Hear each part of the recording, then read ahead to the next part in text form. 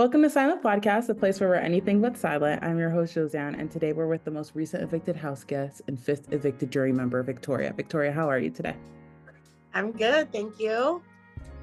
Well, I'm so excited to talk to you and discuss the game. My first question for you was, you were the first twist of the season, being one of two all-stars in the season.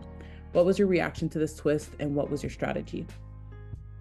Oh my God, I was so shocked, happy. I was so happy to get the call. And, I thought there was going to be a lot more of like all-stars in there. So the fact it was just me and Anthony was super cool. My strategy was just to, be my authentic self and hope that people liked that and wanted to keep me around, align myself with strong girls and, have Anthony's back. Like I just thought being a fun person to be around might keep me in the game as long as I needed. Well, we saw you connect with several cast members in the beginning, forging alliances like Big Sister, Havoc Hotties, Big Bucks, Hot Chocolate, Hotter Chocolate, and the directors, just to name a few. Yes. Who grew loyalties too, and did they change throughout the game? Yeah, the Havoc Hotties definitely was about that, and the Big Bucks, those were definitely the two people I wanted to take to the end, Avery and Anthony. And as the game went on, unfortunately, people got targeted, things changed, you build new relationships. I started getting really close with Bailey and really trusted her in the game she was playing. But my loyalty to Anthony never changed. Mm-hmm. Well, throughout the season, there was a talks of sides. Where do you think you fell in those dynamics within the house? Yeah, I was definitely on the side with the girls, I was with the girls for sure. That's the side I felt like I was on. I knew that targets like Matt had to go because I wasn't aligned with him, and he's someone that was on the other side. Well, you mentioned Matt. So during week 5, Hotter Chocolate had decided to blindside Matthew. Did you think sending Matthew home would cause damage to your game relationships with players like Anthony and Lexus?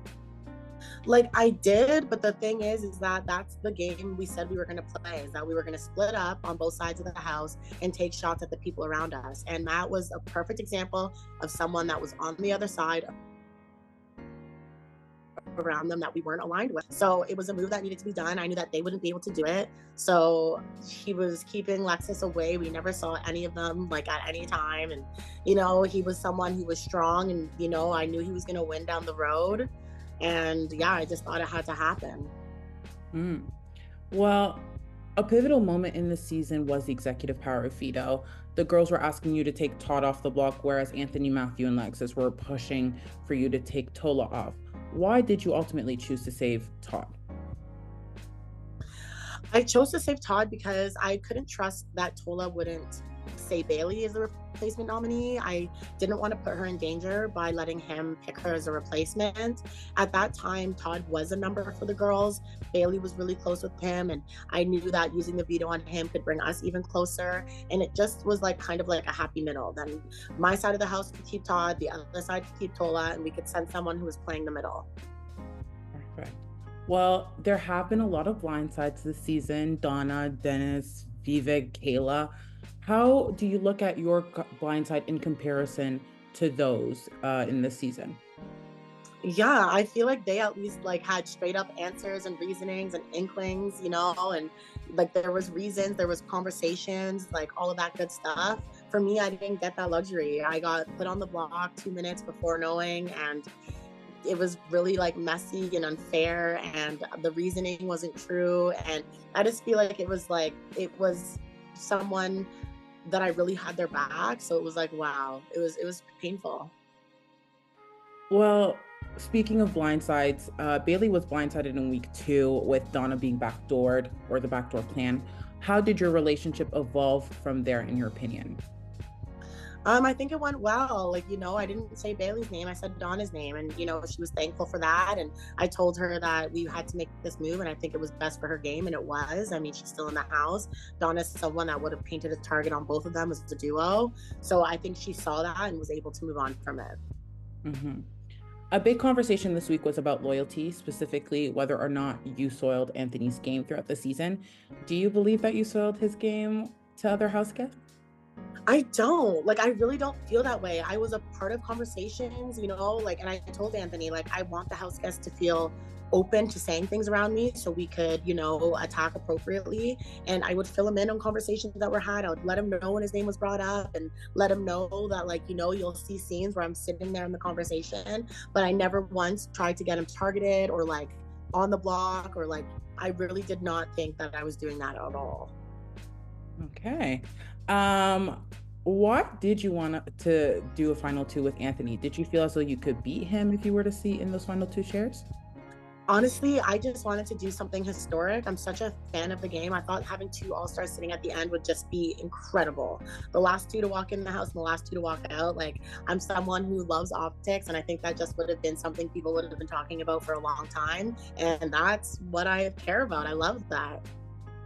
Well, while Anthony did blindside you, are you still open to casting your jury vote for him as the season's winner if he were to make it to the final two? Yeah, like, I mean, if he can open up and like admit like the game that he played and the moves that he made and why, then yeah. But if he's gonna keep hiding behind people's words and people's actions and, not admitting that like he put me up 2 minutes before me finding out, like, no chance to fight, no chance to talk it out, just totally effed me when I had his back this whole game. So it's definitely gonna take a lot of understanding and like a chance to appreciate the game he's playing, because right now I don't see it. Okay. In week seven, did you really want to keep, who did you really want to keep, Avery or Bailey? That was really tough because I was aligned with both of them so closely, but I really did want to keep Avery. She was my like closest ally from day one, and I just knew that the rest of the house wasn't having it. So I really wanted the girls to like kind of do their campaigning and both fight and kind of let them play their game, right? I couldn't get into it too much, but I still cast my vote where I thought was best. And yeah. Well, you had a final three with Todd and Bailey. Were you not nervous about working alongside a duo? Not really. Like, I people are talking a lot about this final three with Todd and Bailey. That wasn't one of my most like real alliances. Like, Todd was kind of just an extension of Bailey.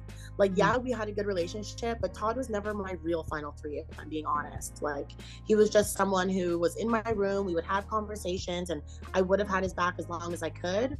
But when it came down to like the final five, like, I would have voted him out and been okay with it. Okay. Well, I have to ask, did you feel as though the Hot Chocolate Alliance broke up? And if so, when do you think that happened? Yeah, it sucks that, we were really doing a good thing, but after Lex was going to go up as a pawn, I know Lex and Anthony didn't want that. So they really like heightened like the drama with Kayla and made little things into big things and really like got us on our toes that, oh, maybe we should get rid of Kayla. And, it made sense at the time, but I definitely regret it now. Well, when Kayla had a conversation with you and Avery, she mentioned that she was prioritizing hot chocolate over Big Sister. Do you feel as though you were prioritizing Big Sister over hot chocolate in that moment? Well, not really, only because, I know that she was trying to keep information from me and that really hurt my feelings. Like, in that moment, I was like, wow, is that someone I want to be aligned with? Someone who I can't trust 100%? And Bailey was someone who was showing me a lot of loyalty at that time. So the decision felt easy. Well, you did receive some interesting goodbye messages from the remaining house guests. Where do you stand with them now? Yeah, I mean, again, very disappointed in Anthony. I will never understand this move. Bailey, super impressed with her game. Seeing that Todd's realizing he's in the Big Brother Canada house and he needs to start winning and playing the game if he wants a chance at the title. And Lexus is just there. Well, since we talked about the house guests, if you had to rank their game from best to worst, where would you rank them? Probably Bailey first, and then Todd, Anthony, Lexus. Okay. Well, I want to switch things up and play a little game with you. It's a game I've been doing all season. So I want to play a game of superlatives. So I'll give you a superlative and you can attribute it to each house guest. Sound good? Okay. All right. So the first superlative is, who do you think is the sneakiest player that remains? Anthony.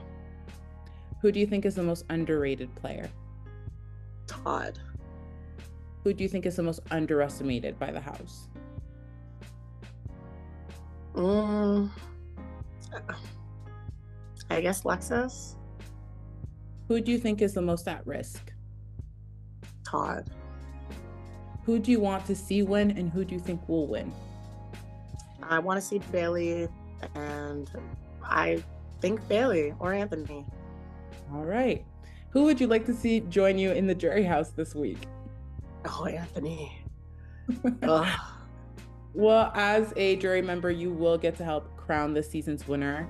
Is your jury vote open and if to anyone? And if so, what are the criterias and the factors you will take into consideration when casting your final vote? Yeah, I definitely will not be a bitter jury member. Like, I am totally open. I just want like truth. I want people to own up to their game and the moves they made, and like I want to hear their journey and why they're sitting there and why they deserve it. And I don't want them to hide behind other people's moves or other people's words. I want the truth.